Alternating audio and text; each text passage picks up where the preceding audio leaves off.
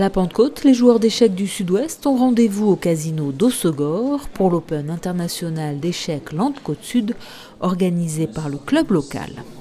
Depuis 3 ans, on a réintégré donc les salons du casino. Il y a 2 ans, il y avait 59 joueurs, l'année dernière 84, et cette année on bat le record avec 109 joueurs. Et on espère l'année prochaine arriver à 140 joueurs. Plus d'une centaine de joueurs de tous âges et de tous niveaux ont donc passé le week-end à s'affronter sur l'échiquier dans cet Open international ouvert à tous les licenciés compétition. Quelques maîtres et grands maîtres internationaux ont également pris part à ce tournoi, devenu incontournable dans le Sud-Ouest. C'est un tournoi avec 100 joueurs, avec des prix, dans des très bonnes conditions. Je dirais que c'est un des grands tournois un grand tournoi de la Pentecôte. Voilà. Je veux dire, c'est mieux de tout ce que je connais. Dans le coin, c'est le plus grand. Voilà. Ça doit faire 6 ou 7 ans que je ne l'ai pas joué. Donc là, je suis très content de revenir parce que c'était l'un des premiers tournois que j'ai fait quand j'étais jeune en fait. C'est un peu le cadre vacances. Moi, si je reviens ici dans le Pays Basque, enfin dans le Sud-Ouest et les Landes, c'est surtout pour le cadre, pour voir la famille, etc. Et j'en profite pour jouer des tournois d'échecs. C'est pas là que je vais briller, on va dire. Si je gagne, on va dire c'est normal, t'es le premier. Je vais jouer quand même des maîtres internationaux et un grand maître. Donc il y a quand même des parties accrochées. Voilà, ça permet de toujours rester frais et de s'entraîner à chaque fois.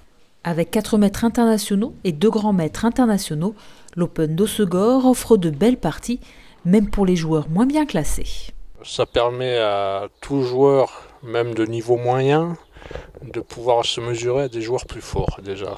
Donc comme il y a tous les niveaux, forcément si on réussit son tournoi, si on gagne les parties qu'il faut gagner, on joue contre des joueurs plus forts et ça permet de gagner de l'expérience et de progresser dans sa compréhension du jeu.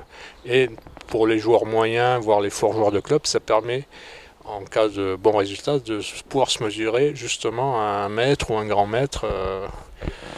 Ce qui n'est pas courant, quoi. Le niveau il est encore plus fort que l'année dernière, donc ça c'est très chouette, c'est toujours de très bonnes conditions et du coup c'est un tournoi qui me plaît.